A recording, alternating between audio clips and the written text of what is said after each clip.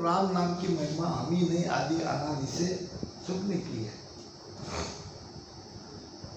दिन दिन सो नर नारी युग में, दिन दिन सो नर नारी हो, साहेब काज दुरे विश्वास कुल प्रीत सुतारी हो, दिन दिन सो नर नारी युग में, दिन दिन सो नर नारी हो। क्या कह रहे महाराज? दिन दिन उस नर को, उस नारी को, उस भाई को, उस बहन को दिन कह रहे। जगत में वो दिन है कौन? साहेब का झुरे। झुरे समझते हो? झुरे से तड़पना भी ठीक है। आओ जरा। झूरता है जिसकी चाना में तड़प से भी थोड़ा ठीक से बंद रहा। मान लो कोई अपना चला गया नजदीक का, तो उसके लिए झूरते हैं, दुखी होते हैं, कमजोरी आती है, मन कमजोर होता है, शरीर कमजोर होता है, इसके कहते झूरना। तो अपने लिए जुड़ने वाले संसार में सब है। परमात्मा के लिए जुड़ने वाला अगर कोई है तो वो दिन है। वो भी निस्वासर। निस्वासर क्या? निस्वासर किसे कहते हैं? रात दिन। रात दिन जो परमात्मा के लिए जुड़ता है संसार में, वो दिन है। उसके लिए तड़प रहा है, वो नहीं मिलता है तो उसके लिए रो रहा है। एक बकरी चराने वाला कोई था व्यक्ति, और गांव की बकरियां चराने के लिए जंगल में जाता था, और महीना भरने के बाद बकरी के मालिक से चराने का पैसा लेता था। अब बकरी उसने गिन रखी थी। जब पैसा दिया तो ये बकरी का पैसा कम मिला। मान लो कि 25 बकरी चलाना तो 25 के पैसे आ गए, आने चाहिए कि नहीं? 24 के आए। ये कौन? ये बकरी वाला घर देखा तो पूरे घर को तो उसने पैसा दे दिया जिसके घर में बकरी थी। फिर ये बकरी किसकी है? चलो इसको पता निकालते हैं। दूसरे दिन चराने के लिए लेके गया। अब उसमें से एक बकरी गांव की तरफ नहीं जा रही थी, वो जा रही थी जंगल की तरफ। ये गया उसके पीछे पीछे। हो सकता है यही बकरी है जिसकी मुझे पैसे नहीं मिले। वो बकरी गई एक पहाड़ी में गुफा में। अब इसको आश्चर्य हुआ, ये गुफा में बकरी नहीं थी, किसकी बकरी होगी? कौन यहां होगा?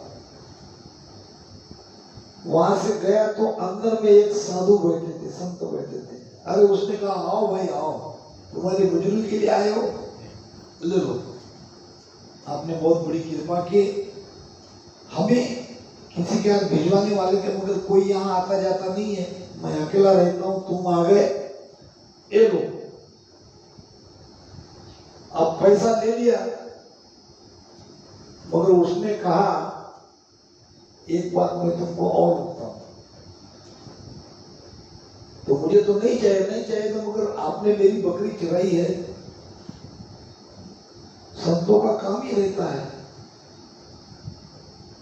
तो मुझे तो कुछ नहीं चाहिए, मुझे तो बकरी चराने के पैसे मिल गए, फिर भी आप देना चाहते हो तो दे दो।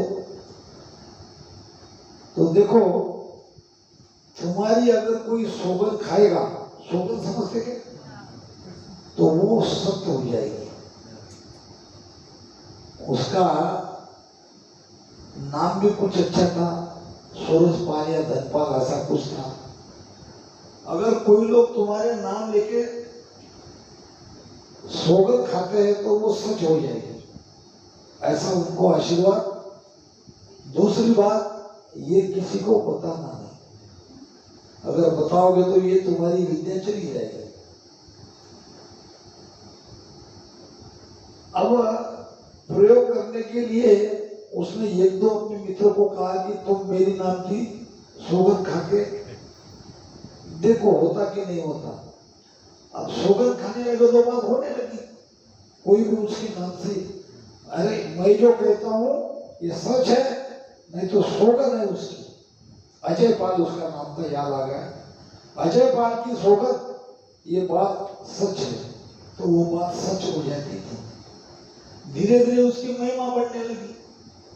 अब लोग उसकी कोई भी अब कोर्ट कचहरी में नहीं जाते थे, बस तुम्हारी बात सच है ना, खाओ अजय पाल की सौगंध। अजय पाल की सौगंध खा लिया, बंदे बात सत्य हो गई, अब अपील नहीं उसके ऊपर कोई। धीरे धीरे गांव में उसको बहुत मानने लगे। एक दिन पत्नी ने पूछा कि ऐसी क्या बात है कि लोग तुम्हारी सौगंध खाने से डरते हैं? तो वो मत पूछो, मैं तुम्हारी पत्नी हूं, मुझे नहीं बताओ, फिर किसको बताओगे? ये छोड़ के तुम कुछ भी पूछो मगर ये नहीं बताऊंगा। नहीं नहीं, अब तो बताना ही पड़ेगा। एक बालहट, दूसरा राजहट और तीसरा स्त्री हट, ये तीन हट बड़े जबरदस्त है।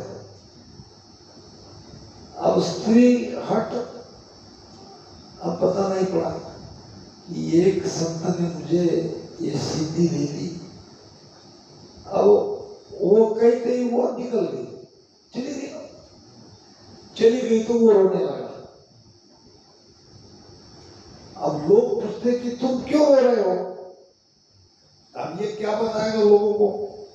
जब ज्यादा पूछने लगे तो उधर इशारा किया पहाड़ी में, मुझे क्या पूछते हो? मेरे गुरु वहां बैठे, उनके पूछो। अब दो चार लोग गए आपके जैसे कि भाई तुम्हारा शिष्य गांव में रो रहा है रात दिन, उसका कारण क्या है, उसको चुप कराना है। जाके देखा तो गुरु भी रो रहा था। यहाँ तो गुरु भी रो रहा है। अरे वो तो रात दिन रो रहा है, मगर मैं तो 1 साल से रो रहा हूं। मैं तो रोते क्यों हो? ऊपर बताया, मेरे ऊपर गुरु बैठे, उनको पूछो। ऊपर गए तो वो भी रो रहा था। यहाँ तो सब रोना ही रोना है। अरे भाई तुम रो क्यों रहे हो? तो उसने कहा कि अजय पाल रात दिन रो रहा है, उसका गुरु 1 साल से रो रहा है और मैं 6 महीने से रो रहा हूं। कारण जानना चाहते हो तो बैठो। तो उसने कहा अजय पाल रात दिन जो रो रहा है, इसका मतलब उसको अभी अभी गुरु बनाया था और वो अपनी पत्नी को नहीं बताता, तो गुरु उसको ये नाम की दीक्षा देने वाला था और नाम की दीक्षा न मिलने के कारण वो रात दिन रो रहा है। अब उसका गुरु जो रो रहा है, जो मेरा चेला है, वो 1 बरस से रो रहा है कि उसने भजन लेने में 1 साल की देरी कर दी। अपनी पूरी जिंदगी में 1 साल उसके निकल गए, इसलिए वो 1 साल से रो रहा है। आप क्यों रो रहा है? तो मेरे भी 6 महीने निकल गए। यानी भगवान के लिए ये सब लोग रो रहे हैं और हमको ये अनायास मिला है और हम इसको उतना महत्व नहीं दे रहे। भजन कर रहे हो, मैं ये नहीं कह रहा हूं कि भजन नहीं कह रहे हो, किस प्रीति से कर रहे हो, उसमें कैसा आपका मन लगा, ये तो आपका आप ही जानो। अगर वो भाव, वो प्रीति, वो प्रेम अगर भजन में है तो आप धन्य हो। और यही चीज अगर रात दिन आप तड़प रहे हो परमात्मा के लिए, तो आपके जैसा संसार में कोई दूसरा दिन के लायक नहीं है। सायब काज जुए निस्वासर, रात दिन जो भगवान के लिए झूलता है, तड़पता है, वो भिन्न है कुबुद प्रीत से टाल। जो भी उनके अंदर कुबुद्धि आती है, बुद्धि या तो कु आएगी या सुबुद्धि आएगी, कुबुद्धि ज्यादा आती है, तो ऐसी कुबुद्धि को भगवान से प्रेम से प्रीति से वो टालता है। यानी मन को कुबुद्धि, मन का ही तो पार्ट है बुद्धि। मन के 4 भाग है, चित्त मन बुद्धि अहंकार। तो उनकी बुद्धि बुरा निर्णय नहीं देती है, अगर देने लगती भी है तो उसको भगवान के प्रीति से वो कुबुद्धि को हटा देता। आपके अंदर भी ऐसे भाव आते हैं हृदय से, अच्छे भी आते हैं, बुरे भी आते हैं। बुरे भाव को अगर आप परमात्मा के प्रेम से रोक देते हो तो आप धन्य हो। इसको कहते हैं कुबुद्ध प्रीत सु टारी।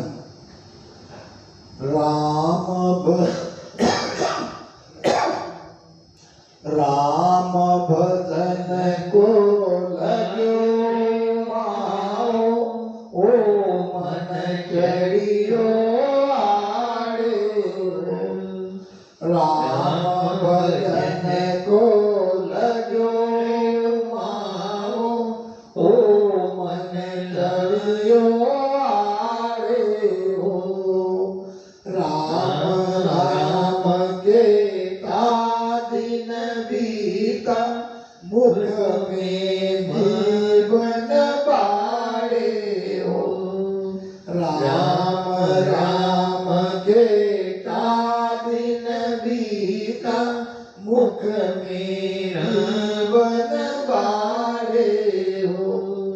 दिन दिन सोनरे नारी जुग में, दिन दिन सोनरे नारी हो। साहेब काज जुरे निसभास, कुबुद्ध प्रीत सुटारी हो। भगत राम भजन को लग्यो उमाओ। उमाओ क्या है? उमाओ नहीं, प्रेरणा अंदर से वो लग जाता है। कोई कोई दिन ऐसा आपको लगता है कि आज भजन ही करना, अंदर से वो क्या कहते हैं उसको, वो प्रेम प्रकटता है, छलकता है हृदय से वो प्रेम। कभी कभी ऐसा होता है कि नहीं? तो जिसके घट में ऐसा उमाओ भजन के प्रति प्रकटता है वो धन्य है। अति तो नहीं ये चीज। जब भी आपके साथ ऐसा होगा तब भजन में बैठ जाना, 1000 काम छोड़ के, क्योंकि ऐसी ये पोड़ कहते हैं उसको, पुल या पोड़, ये पोड़ आती नहीं, और जब आ गई तो बैठ जाना। कभी कभी सुषुम्ना नाड़ी 3.5 घंटा चलती है, आपके अंदर से ऐसा फीलिंग होता है कि बहुत आनंद आ रहा है, तो बैठ जाओ। यह है अंदर से उमाओ, अंदर से छलकना, अंदर से बाहर निकलना। राम राम भजन को लग्यो उमाओ। जिसके अंदर ऐसा उमाओ आता है, ये प्रेम जगता है, वो दिन है और वो मन चढ़ियो आड़े। मन भी उसका भजन में लगा है, मन भी इधर उधर नहीं भाग रहा है, अंदर से ऐसी प्रीति लगी है और मन भी उसका साथ दे रहा है, ये धन्य है। दूसरा, राम राम केता दिन बीता। ऐसे भजन करते करते सारा दिन चला गया, समय का पता नहीं चला, जीभ रुक नहीं रही है, जीभ थम नहीं रही है। अंदर से जो परजीव है, कागलिया क्या कहते हैं आप उसको, कागला ही कहते हैं, अंदर से वो चल रही है, वो रुक नहीं रही है।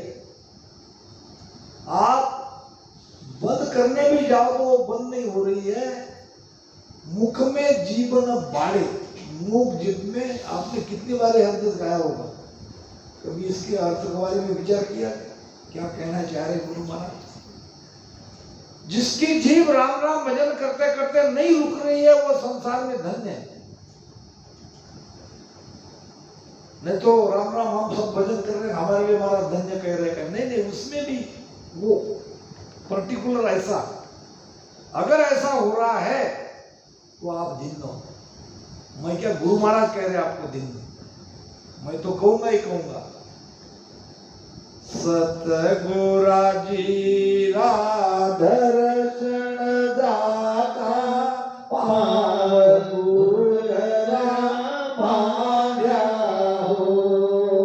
सतगुरा जी दर्शन दाता पाव गुरुगरा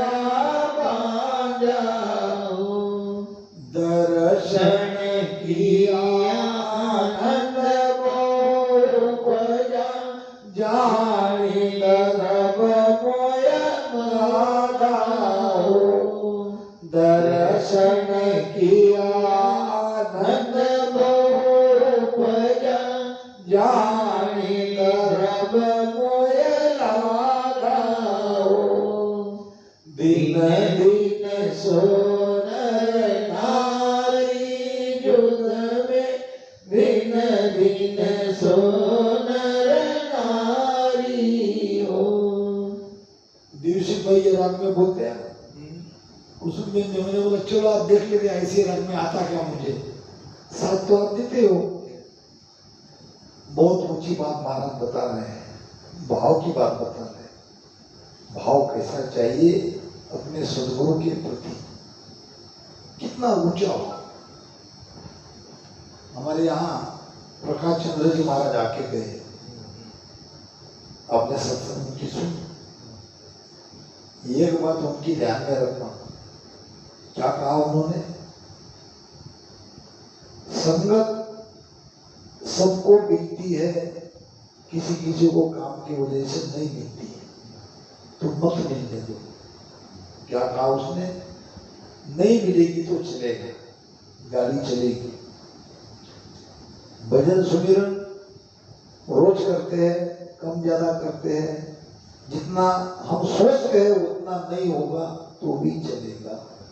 क्या कहा उन्होंने, तीसरी चीज जो है भाव, भाव पर गिरने मत देना, कहा था ना, भाव को कम मत होने देना। भक्ति भाव से उपजे, भाव से ही तो भाव के अंदर से भक्ति प्रकटती है। आपका भाव रहा तो आप सबको वापस लाओगे। ये भाव आपका भजन भी कराएगा, भाव आपको सत्संग में भी ले जाएगा। भाव को कम मत होने दो। बंदी मुट्ठी लाख की खुदिया कोड़ी मोल, और भाव खिंचा सुखराम के सब नर फूटा ढोल।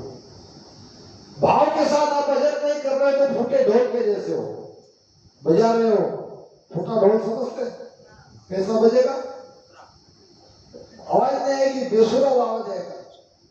भाव के साथ अगर आप भजन नहीं रहे तो आप फूटे ढोल के जैसे हो। भाव के साथ भजन कर रहे हो तो ढोल बिल्कुल टन टन बजेगा। तो भाव कम मत होने दो। भाव के बारे में महाराज कह रहे हैं, सतगुरु जी का दर्शन जाता है। सतगुरु जी महाराज आ रहे हैं और हम उनके दर्शन के लिए जा रहे हैं। तो दर्शन में जाने का भाव कैसा चाहिए, पांव में घुघरा बांधने वाला जो नाचने वाला है, जो जिसको नाचने की आदत है, डांसर समझो ना। तो पुराने जमाने में कोई ज्यादा ऐसे मन को बहलाने के साधन नहीं थे, यही ऐसे नाच कूद वो अपने बाजे बाजे बजाना, नाचना कूदना। तो जो नाचने वाला है, अगर कहीं वो घुंघरू की आवाज सुन लेता है तो उसके पैर यही नाचने लगते, यही वो पैर को नीचे करते रहता है, क्योंकि उसकी प्रीति रहती है। वो घुंघरू की आवाज से ही उसके पैर यहाँ यही वो नाचने लगता है। तो ये एक नाचने वाले की घुंघरू के प्रति जो प्रीति है वो प्रीति तुम्हारी हमारी हमारे सदगुरु के लिए रहनी चाहिए, सदगुरु के दर्शन के लिए रहनी चाहिए। बहुत जगह कहीं कहीं मुझे फोन आते, जैसा आज आया कि नहीं कुछ में, ऐसे आधा आधा एक घंटा बोलते हैं, कुछ कुछ अच्छे के कुछ कुछ बुरे भी बोलते हैं, मैं बुरा भी सुन लेता हूँ। कहते महाराज तुम्हारा ज्ञान तो ठीक ठाक है। अच्छा फिर क्या, ये तुम जो पैर भी धोते हैं, वो फूल माला पहनाते तुम आते हो, ये जरा ठीक नहीं। भाई मैं क्या करूं, मैं तब अलग हो जाता हूँ। जब वो लोग मेरे पैर धोने लगते हैं, गले में हवरमाला डालते हैं, तो मैं बाजू निकल जाता हूँ। ये सब सुखराम जी महाराज का कह रहे, मेरा काम कह रहे, मैं इस लायक थोड़ी हूँ क्या? आपसे पैर धुलवाने का लायक मैं हूँ क्या? नहीं हूँ, मुझे अच्छी तरह पता है। तो मैं वहां से हट जाता हूँ साक्षी भाव से, शरीर में से निकल जाना, धोते रहो तुम इस मुर्दे शरीर को। अब अगर ये नहीं मैं करने देता हूं तो आपके भाव को ठेस पहुंचती है, आपका भाव रहता है, आप ये भी नहीं करते, तो आपके भाव को मैं दुखाना नहीं चाहता। अंदर से मुझे भी ये पसंद नहीं, बात सही है, मगर करे तो क्या करे। आप लोग भाव से प्रेम चाहते हो, भक्ति भाव से बढ़ती है, भक्ति प्रेम से बढ़ती है, तो ये फॉर्मेलिटी नहीं है, यानी ये कोई नियम नहीं है। अगर आपका भाव नहीं है तो बिल्कुल मत करना है, भाव है तो करेगा तो वो चलेगा। और वो भी सुखराम जी महाराज की हो रही है, हमारी नहीं हो रही। और वही बात अगर फॉर्मेलिटी होगी तो वो बंद कर देना, अगर उसमें भाव नहीं है तो कोई जरूरत नहीं। अब समझो मैं आपके परिवार का हूँ, आपके वाकले का ही, अब बार बार मैं आऊंगा तो कोई जरूरत नहीं, मालाएं डालने की जरूरत नहीं है। और ये भी क्योंकि मैं तुम्हारा हूं, तुम मेरे हो। हम नए कोई संतों को बुलाएंगे तो उसके लिए जरूर करेंगे, मेरे लिए घर के लोगों के करने की जरूरत नहीं है, मैं तो आपका ही हूं। फिर भी वो कुसुम में बहन आ जाती है, दोनों घूमना लेके आएगी, यानी अब आ गई तो मैं मना नहीं करूंगा, मगर आप जरूरी नहीं है, अपने वालों के लिए जरूरी। हाँ वही दूसरा कोई संत आएगा, जब आप संत आशाबाई जी आ रही है तो ध्यान रखना इसकी बात, उसके स्वागत में कोई कमी नहीं होनी। विनोद भाई ने बोलते हैं तो उन्होंने जैसा किया बापू बोले वैसा ही करना है। तो अगले महीने में उनका यहाँ सत्संग का दौरा है, वैसे मुंबई है, मगर मुंबई यहाँ से जाना पड़ता है। संयोग आप बड़े भाग्यवान हो, नवरात्र आ रही है। अब एक बात पूछना भूल गए, उसमें आपको समय मिलता कि नहीं मिलता? नवरात्र में वो आपका दांडिया बेड़ा चलता है तो उसमें लोग जाते क्या आप? नहीं। तो नवरात्र में अगर भजन सुमिरन होगा तो बहुत अच्छी बात है, बहुत बड़ी बात है। और एक संत हमारे लिए माता पिता भगवान है, 18-18 साल भजन करती है। अगर समय में से समय निकाल के आप अगर उनका ये लाभ लोगे तो बहुत बड़ी बात होगी। मुझे नए नए लोगों को यहाँ आके आपको कोई ये नहीं करना है, कहीं से भी आप उस अमर देश पे चले जाओ, किसी के घर पर जाओ मगर जाओ। इसलिए ऐसे संतों की सत्संग की हमेशा जरूरी है। सतगुरा गिरा दर्शन दाता पाव गुगरिया बांधा, दर्शन किया आनंद वो उपजा। दर्शन से कितना आनंद आना चाहिए? कितना? बहुत कितना? हाँ बोलो बोले, बहुत बोले नहीं, यहाँ है ना, जाने द्रव्य मोह लादा, खजीना जैसे मिल गया एकाएक। एकाएक खजीना मिलने से जितना आनंद आता है उससे कम आनंद सदगुरु के दर्शन से नहीं होना चाहिए। मैंने सुना है एक बहन सत्संगी थी, गुरु बनाया था और बहुत भाव था गुरु के प्रति।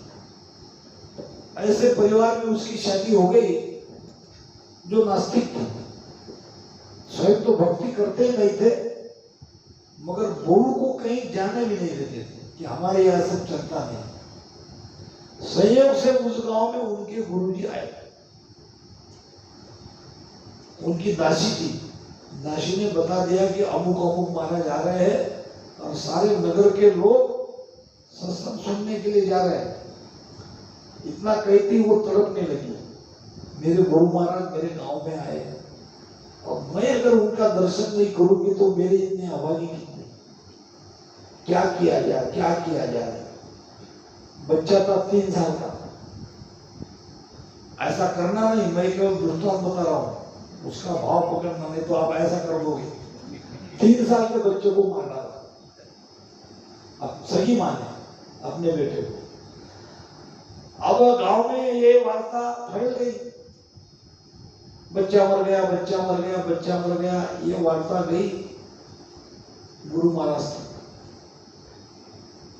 फिर किसका बच्चा, कहां की बहू, ये पता चलती। गुरु महाराज ने अंतर्दृष्टि पहचान लिया कि ये तो मेरी बेटी का काम है।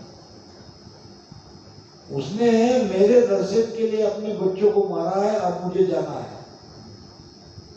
गुरु तो गुरु ही रहता है।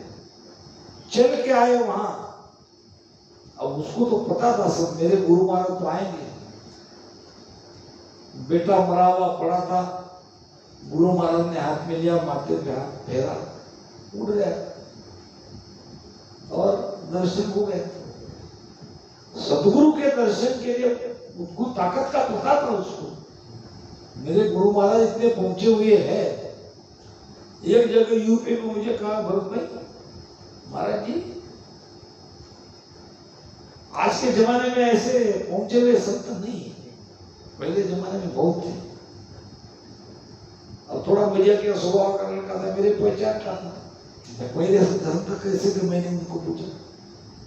मरे हुए को जिंदे करते, मरे हुए को आज नहीं है ऐसे संत, आज ऐसे संतों की कमी है। मैंने कहा ऐसा नहीं है, एक आदमी तो हो सकते हैं, ज्यादा नहीं होंगे, एक आध दो। अगर तुमको ऐसे संतों को मिलाना है तो मैं मिला देता हूँ, मैं जानता हूँ इन संतों को। अच्छा तो मिलाओ, तो भाई मरो एक आधा कोई तुम में से, या तो तुम मरो, नहीं तो तुम्हारे किसी को मरो, तुम मरोगे तो मैं उनको लाके, हम क्यों मरेंगे, बोले जिंदा किसको करूं। सिद्ध कैसे होगा कि वो आदमी मरने वाले को जिंदा करता है, ये सिद्ध तो तभी होगा कोई मरेगा तो। अब तुम कोई मर रहे नहीं और हम कोई जिंदा कर रहे, तुम्हारी चुप मेरी भी चुप, ऐसे हो रहा है कि मामला, ऐसे हो रहा है ना। संगत के तुम कोई भजन के बारे में पूछते नहीं, मैं बताता नहीं, मेरी भी इज्जत रख जाती है, तुम्हारी भी रह जाती है। मामला संगत में चल रहा है, कहीं ना कहीं इसमें बदलाव आना चाहिए। तो महाराज कह रहे हैं, दर्शन किया आनंद को उपजा, जाने द्रव्य कोई दादा। यानी जैसे अमाप खजाना मिल गया, ऐसे सदगुरु का दर्शन होने के बाद तो ऐसा कब होता है कुछ में, ऐसा कब होता है। मैं बात बीच में सवाल इसलिए पूछ रहा हूं कि आपका मन इधर उधर ना भटके। कब होता है ऐसा, दर्शन किया आनंद वो ऊर्जा, जाने द्रव्य मोह दादा। जो शिष्य सदगुरु से अपने प्राण से भी ज्यादा प्रेम करता है, मानता है, उसी को दर्शन से ऐसा आनंद आता है। आपके मानने पे, आप जितना मानोगे उतना ही आनंद आएगा। आप इतना मानोगे तो इतना ही आनंद मिलेगा, आप इतना मानोगे तो इतना आनंद आएगा। आपके पास है आनंद, सदगुरु से लेना सदगुरु के हाथ में नहीं है, आप कितना मानते हो। रात के 2 बजे